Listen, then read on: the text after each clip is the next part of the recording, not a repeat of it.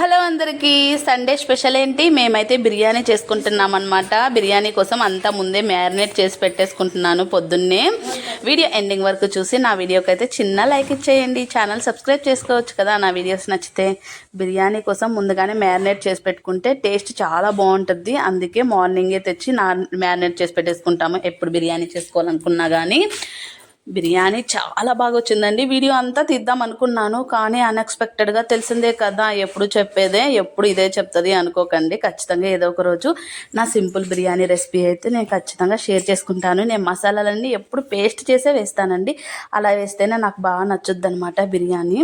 లేకుంటే తొక్కలుగా అన్నంలోకి వచ్చేస్తా ఉంటే అవన్నీ తీసి పెట్టుకోవాలి, లేకుంటే బాగుండదు.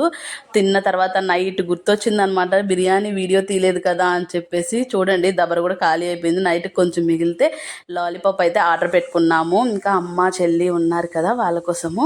ప్రతిసారి రెస్టారెంట్కి వెళ్ళే వాళ్ళం అనమాట. ఈసారి వెళ్ళాలనిపించలేదండి, ఎందుకంటే బయట వింటుంటే అస్సలకి నచ్చట్లేదన్నమాట. అదిగాక చిన్నోడు ఇంట్లోనే ఉన్నాడు కదా, వాడిని తీసుకొని వెళ్ళామనుకోండి మనం ఎంజాయ్ చేయలేము ఏదన్నా మంచి రెస్టారెంట్కి వెళ్దామన్నా కానీ. అందుకని సింపుల్గా ఇలా అయితే కానిచ్చేసాము. ఇంట్లోనే చేసుకొని లాలీపాప్ అయితే ఆర్డర్ పెట్టుకున్నాం అనమాట. చాలా ఇష్టం అండి నాకు సర్వీలో లాలీపాప్ అంటే. డ్రైగా ఇవ్వరు, వెట్గా ఇస్తారు. గ్రేవీ అయితే చాలా బాగుంటుంది. ఓకేనండి, నా వీడియో నచ్చితే చిన్న లైక్ ఇవ్వండి. బాయ్.